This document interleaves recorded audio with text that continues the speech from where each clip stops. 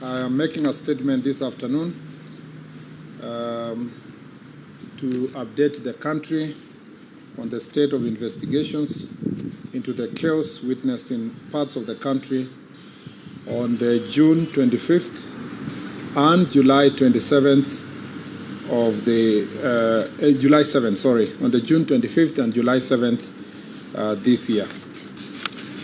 On 25th of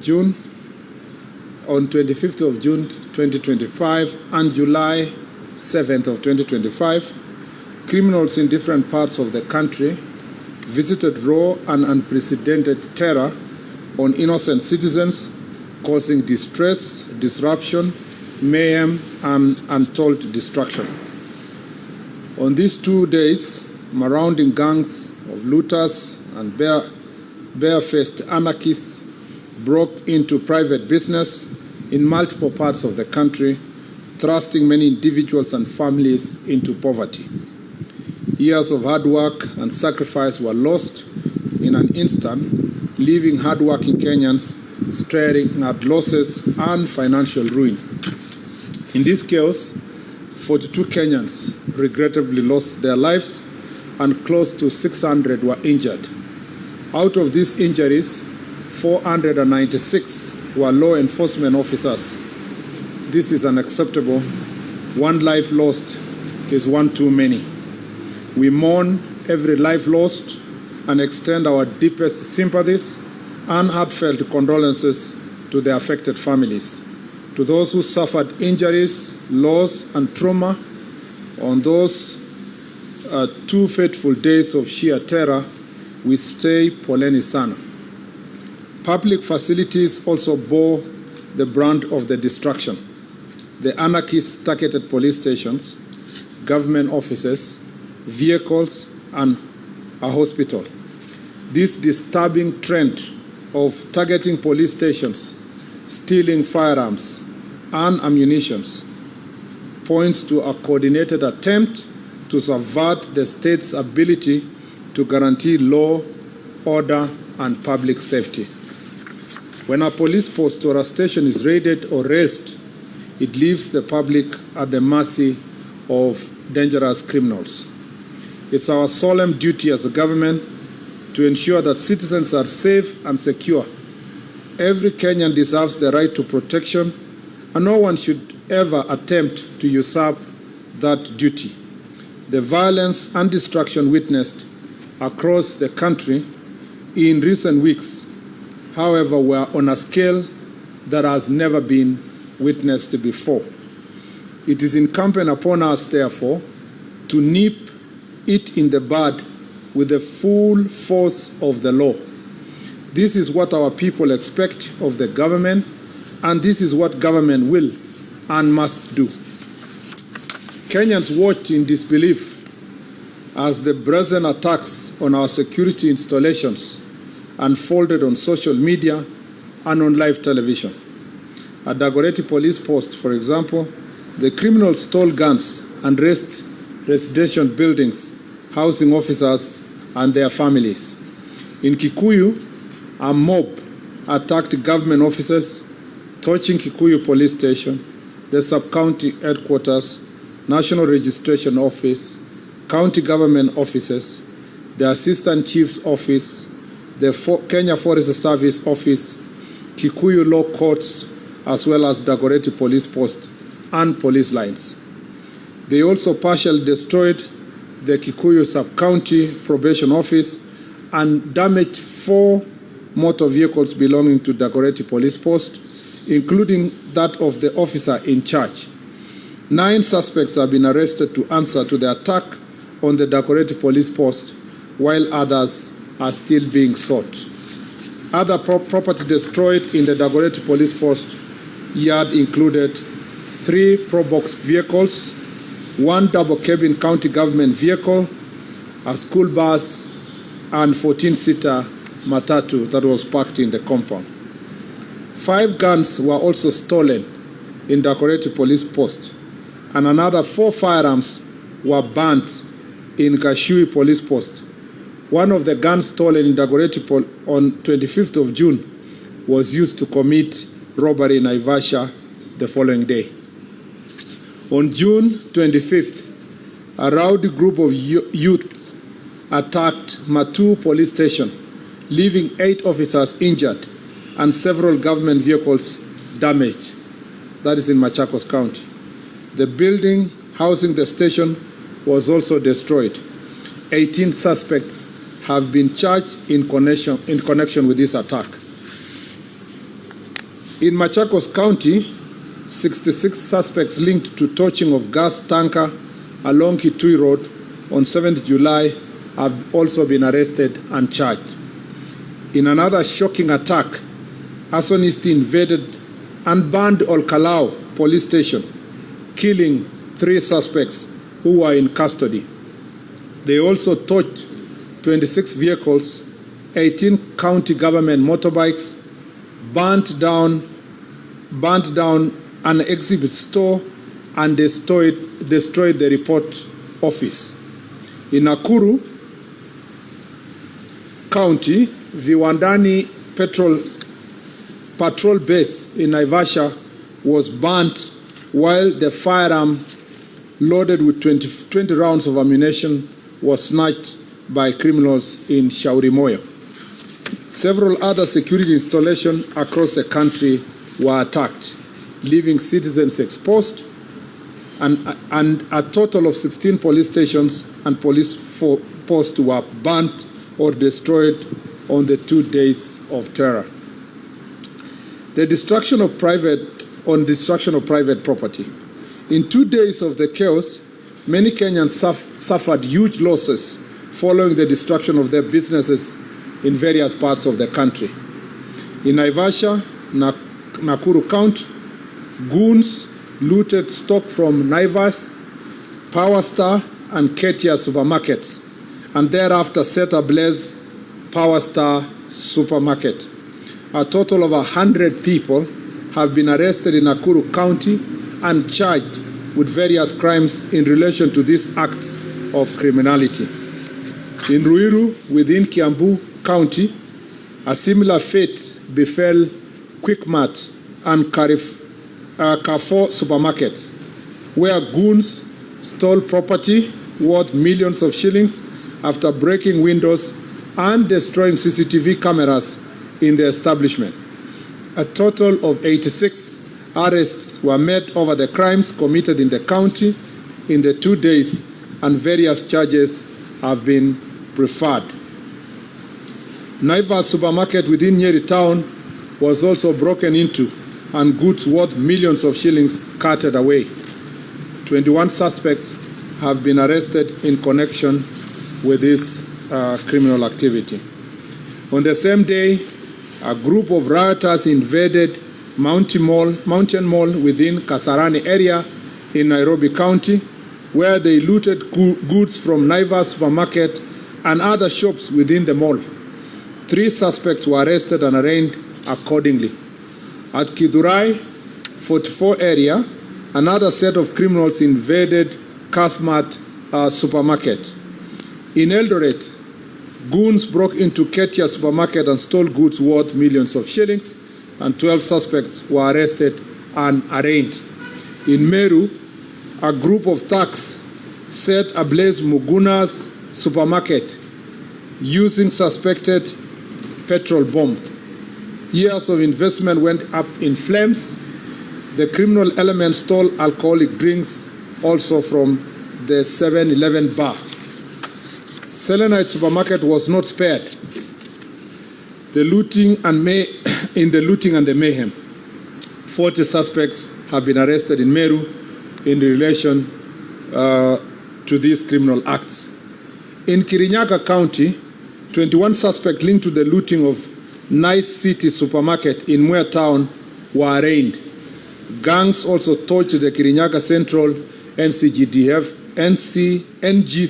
offices, leading to the arrest and arraignment of 4 suspects. In Kagumo town, mobs broke into county supermarket and stole goods worth millions of shillings.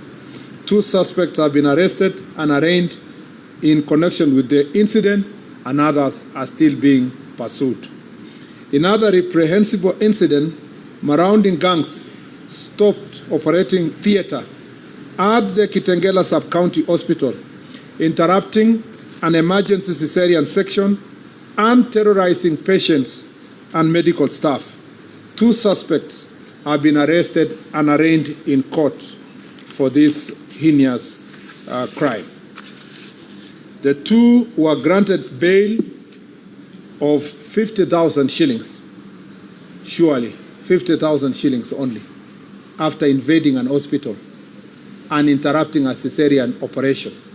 Only 50,000 shillings were granted as cash bail. These lenient bail terms are unacceptable.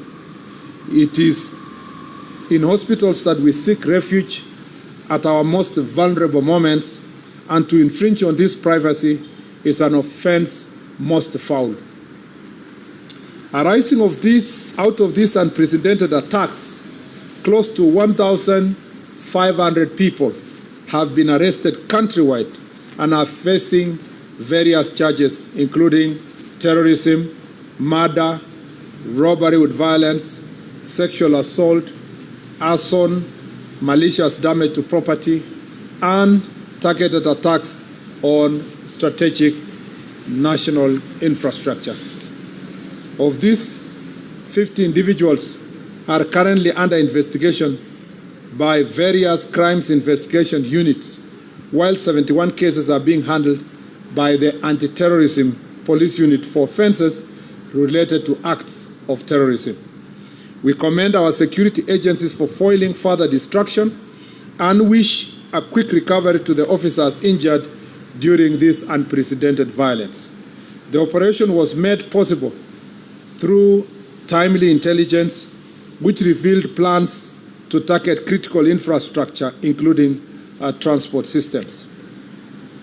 Intelligence-led operations across various counties have resulted in the arrest of individuals believed to be masterminds and financiers, plus the instigators and the direct perpetrators of these criminal acts, including those responsible for incitement to violence and politically motivated mobilization intended to stoke public unrest. Those who incited, organized, funded, or executed these attacks will face the full force of the law. The financiers and political sponsors of this mayhem are being investigated and will soon answer for their crimes. Similarly, any police officer accused of unlawful use of force will face the law. As I speak, one police officer has already been arraigned and is facing murder charges. Further, any excesses by law enforcement officers will be investigated and appropriate action taken on those found to be culpable. Cognizant of the raging debate and national concerns on the use by security personnel, I will this Friday, pursuant to Article 245(4) of the Constitution, be issuing a policy directive to the Inspector General of Police on the use of force and firearm by law enforcement officers. What was witnessed on 25th of June and 7th July was stark testament to the extent to which the sponsors of this anarchy are ready to go to subvert the Constitution. This was not protest. It was pure premeditated criminality, deliberate, dangerous, and deeply disturbing. The right to assemble, demonstrate, picket, march unarmed, and present petitions to authorities is guaranteed by our Constitution, and that cannot ever be taken away. Invasion of hospitals, rape, attack on ambulances, looting of businesses, forceful entry of protected areas, vandalism, erection of illegal roadblocks, and torching of government installations, including police stations and administrative offices, are vile crimes and must be treated as such. We cannot, as government and as a nation, normalize the senseless loss of lives and livelihood and the threat to peace and stability. I once again urge all citizens to reject and denounce violence. I ask all Kenyans to channel their grievances through legitimate and constitutional means and deny criminals the chance to destabilize our great country. To the financiers, organizers, executors, take note. This reign of terror against the people of Kenya and the impunity of criminal gangs must come to an end at whatever cost. Asante sana, and God bless Kenya. Thank you very much. I assume there's no questions. My statement is very clear, and I do not intend to take questions today. Yeah? Asante sana. God bless you. You must ask a question. Okay, I'll take only 3 then. And must include one lady. Thank you so much, CS. Even as you talk about policy and the use of firearms, there has been concern about the operation security officers use during riots and demonstrations. For instance, there has been incidences where civilian officers and civilians use very heavy firearms, and some of them are wounded, and some of them are also using civilian registration number plates for vehicles, the so-called Subarus. Is this particular policy also going to inform or address these concerns? Because in some instances, and especially from the human rights group, they are labeling this squad as a killer squad. And this also has been voiced and reiterated by the opposition, led by the former Deputy President, Rigathi Gachagua, who says there is 101 units.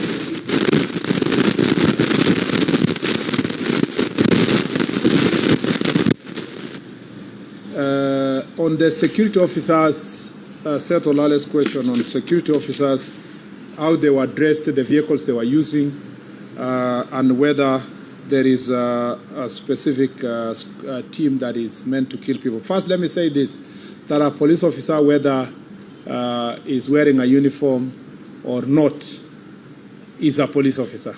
And that police officer is bound by the law. There is no rules that excuse a police officer that if you are not in uniform, you can commit crimes or you can kill people. The same law that upholds killing of citizens by a police officer in uniform is the same law that also upholds the same from a police officer who is not in uniform. There are clearly indicated situations where a police officer may not be required to be in uniform. And sometimes when they're doing investigations. And some investigation officers are always embedded in these situations to make sure that they collect the evidence immediately that will help in apprehending criminals. Police officers also, whether they're using a Subaru or walking on foot or using a lorry, are expected also to abide by the law. And that's why we say that any claims that there is a police officer who is killing people, whether he's in civilian or not, must be investigated, and we must ensure that those who have been affected by their actions are brought to justice. So there is no excuse. The dress code of a police officer is not an excuse. In fact, a police officer who sleeps in his house and there is an emergency and he needs to rescue a citizen does not need to wear a uniform. Just wake up and go and rescue, and then do what you need to do as a police officer. Then the rest is, the uniform is just for identification, when you need identification. So the point I want to make here is that all cases of excesses reported will be investigated equally. Number 2 is to say that there is no non-police squad that is involved in killing people, at least not in this administration, and not that the cabinet secretary is aware of. It would be unconstitutional and illegal to establish a squad anywhere in Kenya to kill people. All the squads, all the police formations and units in the Republic are intended to protect people, not to kill people. Their responsibility is to protect the citizens of Kenya. On the question of numbers, the 42 are for the 2 days on the 25th of June and 7th of July. On the 25th, the numbers recorded, an official recorded by National Police Service is 17. On the 7th, it was 25. And a good question is, how come even after we have blocked the city, the access to the city, more people died? You see, the criminal activities were happening all over the country. And in that situation, banning of supermarkets, invasion of police stations. In fact, more police stations were invaded outside the city than in the city. And you are right to say that there seems to be a new epicenters outside the city for this kind of protest. By the way, I need to say that, and it's in the statement, that this is unprecedented. In the past, we have had, of course, maandamano across the country, but the ones that are targeting specifically police stations, this is the first time that you can really say police stations are being, specifically targeted, which is a very unique phenomenon, and we are concerned, and that's why some people are being charged for terror, because by the time you're going for police station, your intention is not to pass your message. It's not even your intention to loot. Your intention actually is to undermine the institutions of democracy and peace and security with an intention of raining terror to the people of Kenya, so that then you leave them exposed and you instill fear on the citizens that there is no constitutional government in place, and therefore citizens are on their own and they can, have to protect themselves or, from harm, or sometimes also attack other citizens. So at that point, that's why we take seriously the question of terrorism linked to these charges, which has been, it's a subject of debate. It's of course in court, but as a matter of fact, those who read the law should read the Anti-Terror Act and will realize that acts of terrorism include what we witnessed on 25th and the 7th of this July. The other thing that I needed to emphasize here in that regard is that the fact that nearly 1,500 people have been arraigned in various courts. And we must thank our courts because they have been cooperative in most of the instances to make sure that we get also relevant time for investigation and so forth. You will realize that this administration means business, and the National Police Service means business when we told the public that people will be held into account. I look forward to successful prosecutions and convictions so that the people of Kenya can begin to separate the wheat from the chaff, and so that we can start knowing, separating those who are exercising Article 37 rights in the Constitution and those who are intended in violence. And then, hopefully, then going forward, after we weed out all these criminal acts and they get severe convictions and punishment, Kenyans will go back, criminals will now leave citizens who want to exercise Article 37 of the Constitution to come to the streets, and the police will be escorting them as they do their protests peacefully.